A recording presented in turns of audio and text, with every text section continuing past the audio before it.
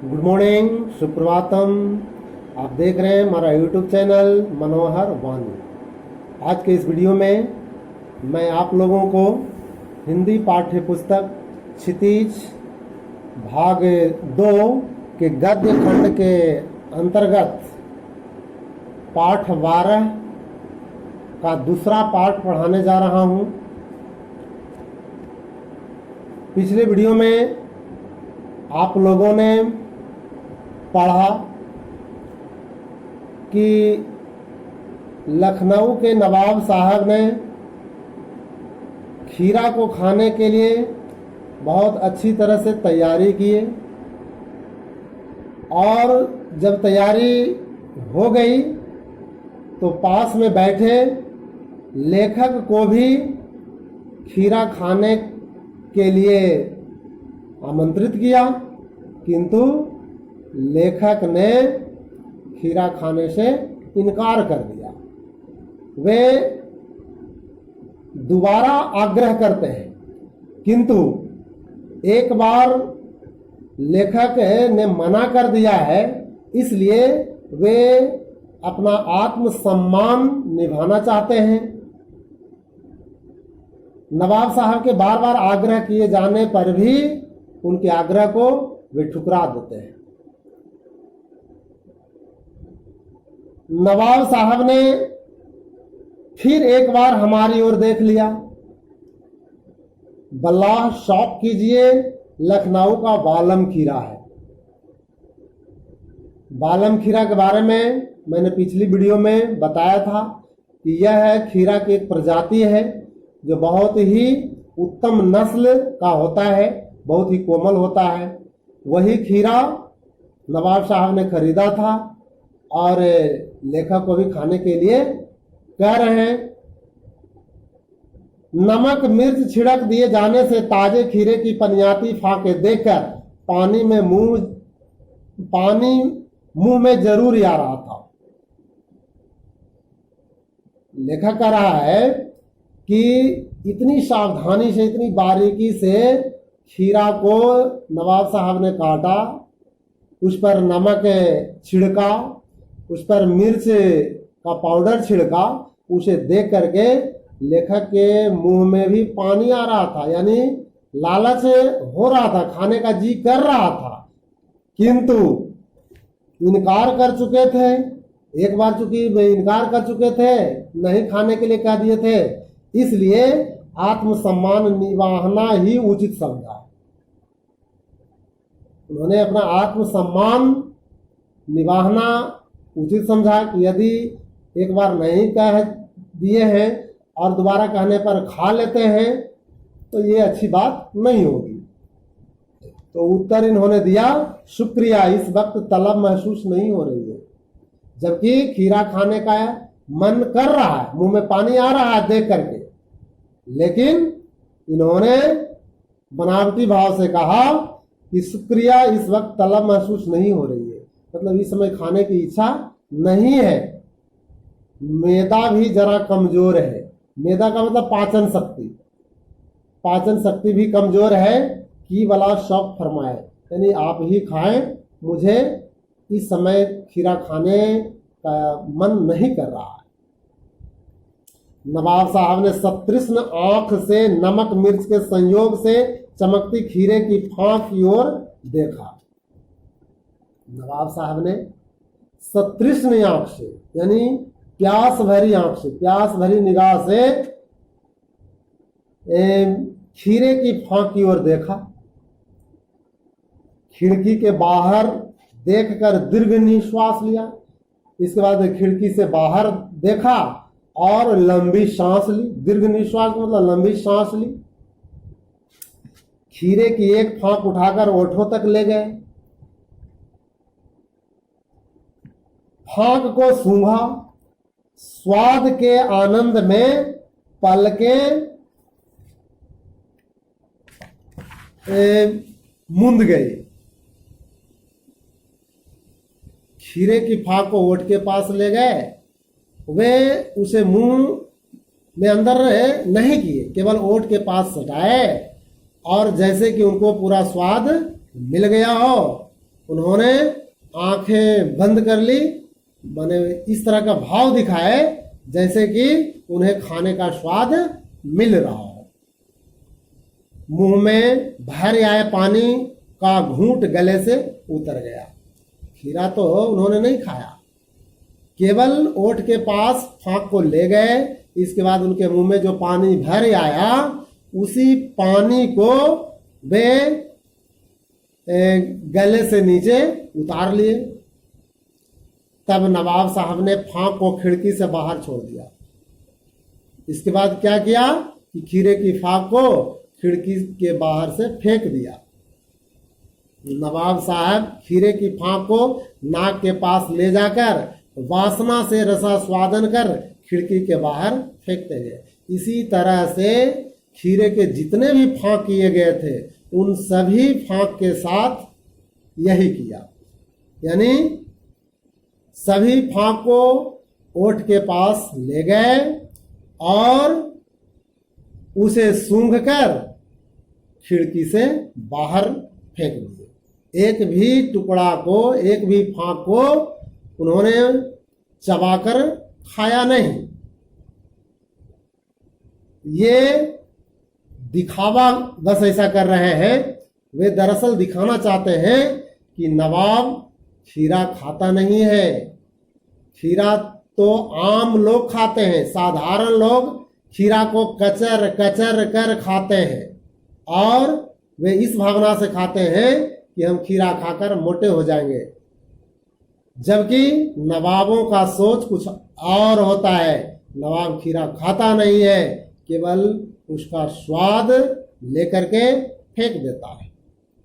यानी लेखक पर अपना प्रभुत्व जमाना चाह रहे हैं, अपना शान शौकत दिखाना चाह रहे हैं कि हम नवाब किस तरह के होते हैं। नवाब साहब ने खीरे की सब फाकों को खिड़की के बाहर फेंककर तौलिए से हाथ और ओठ पोंछ लिए। जब सभी खीरे फेंक चुके उसके बाद तौलिए से हाथ और ओठ पोंछ लिए और गर्व से गुलाबी आंखों से हमारी ओर देख लिया। गुलाबी आंखों से देखने का मतलब अभिमान भरी नजरों से उन्होंने लेखक की ओर अभिमान पूर्वक देखा, मानो कह रहे हो यह खानदानी रईसों का तरीका नहीं। इस तरह लेखक की ओर देखा, मानो वे ये कहना चाह रहे हैं, बताना चाह रहे हैं कि नवाबों का खान पान इस तरह का होता है, नवाब ऐसे होते हैं। नवाब साहब खीरे की तैयारी और इस्तेमाल से थक कर लेट गए। क्योंकि बहुत करीने से खीरे को उन्होंने धोया, पोंछा, काटा, उस पर नमक छिड़का, मिर्च का पाउडर छिड़का, तो इतना करते करते नवाब साहब मानो थक गए थे। इसलिए थकावट के कारण वे अपनी बर्थ पर लेट गए। हमें तस्लीम में सिर खम कर लेना पड़ा। तस्लीम में मतलब सम्मान में। लेखक उनकी क्रियाकलाप से, खीरा खाने के तरीके को देख करके मान लिया कि सचमुच में ये कोई साधारण आदमी नहीं है, ये हम लोगों की तरह आम आदमी नहीं है, ये कोई अलग किस्म के व्यक्ति हैं।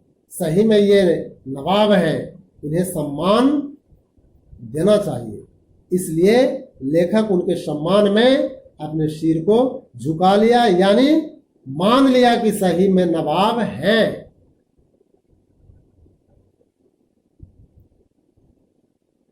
खानदानी तहजीब, नफासत और नजाकत, यानी खानदानी तरीका, खानदानी स्वच्छता, खानदानी कोमलता को देख करके लेखक को मानना पड़ा कि यह कोई आम आदमी नहीं है, यह अति विशिष्ट आदमी है, यह बहुत ही सम्मानित व्यक्ति है। इसलिए सम्मान के दृष्टिकोण से उन्होंने अपने सिर को झुका लिया। हम गौर कर रहे थे। खीरा इस्तेमाल करने के इस तरीके को खीरे की सुगंध और स्वाद की कल्पना से संतुष्ट होने का सूक्ष्म, नफीस या अब्स्ट्रैक्ट तरीका जरूर कहा जा सकता है, परंतु क्या ऐसे तरीके से उदर की तृप्ति भी हो सकती है? लेखक भले ही नवाब साहब के आग्रह को ठुकरा दिए, यानी खीरा खाने के लिए तैयार नहीं हुए, लेकिन ये नवाब साहब की हर गतिविधि को बहुत गौर से देख रहे थे।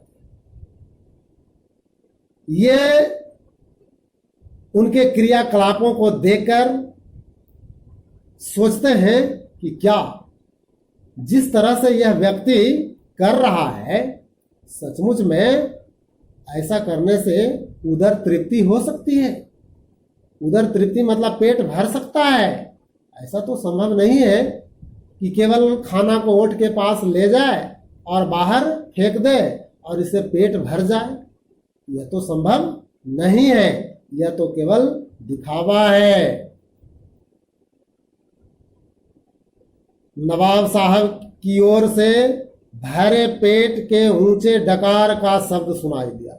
नवाब साहब बार बार अपनी नवाबी शान दिखा रहे हैं, झूठ मूठ का शान दिखा रहे हैं। खीरा खाए भी नहीं है और डकार पर डकार लिए जा रहे हैं। डकार तब महसूस होता है जब हम खाना खाते हैं, पेट भर जाता है तो डकार आता है, लेकिन यहाँ नवाब साहब ने खीरा को खाया भी नहीं और बनावटी डकार लेकर दिखाना चाहते हैं कि उसका पेट भर चुका है। और नवाब साहब ने हमारी ओर देखकर कह दिया, खीरा लजीज होता है। डकार लेने के बाद नवाब साहब लेखक से कहते हैं कि खीरा बड़ा ही लजीज होता है। लजीज मतलब स्वादिष्ट, डिलीशियस होता है, लेकिन होता है शकील। लेकिन होता है शकील। शकील का मतलब भारी, जो या गरिष्ठ कहेंगे। गरिष्ठ जो पचने में आसानी से पचे नहीं, उसको कहते हैं गरिष्ठ भोजन। तो इसी बात को नवाब साहब कहते हैं कि खीरा खाने में स्वादिष्ट जरूर होता है, लेकिन होता है शकील, यानी गरिष्ठ होता है, बहुत देर से पचता है, जबकि वास्तविकता ऐसी नहीं है। खीरा नामुराद नहीं है, शकील नहीं है, वह तो सुपाच्य है, बहुत शीघ्र पच जाता है। लेकिन नवाब साहब खीरा को भी कहते हैं कि बहुत ही शकील होता है, गरिष्ठ होता है, नामुराद होता है, मैदे पर बोझ डाल देता है, यानी पाचन शक्ति को खराब कर देता है, जबकि ऐसी बात नहीं है। ज्ञान चक्षु खुल गए। ज्ञान चक्षु, ज्ञान की आंखें। लेखक कहता है कि नवाब साहब को देखकर मेरी ज्ञान की आंखें खुल गई। पहचाना, ये है नई कहानी के लेखक। लेखक समझ गया कि यही नई कहानी के लेखक हैं। नई कहानी के लेखक उस व्यक्ति को कहते हैं जो बिना किसी घटना के, बिना किसी पात्र के और बिना किसी विचार के कहानी लिखने की कल्पना करते हैं, और इस तरह की कहानी को लिखकर वे अपने आप को संतुष्ट समझते हैं, उसमें आनंद की अनुभूति ढूंढते हैं, जबकि यह संभव नहीं है।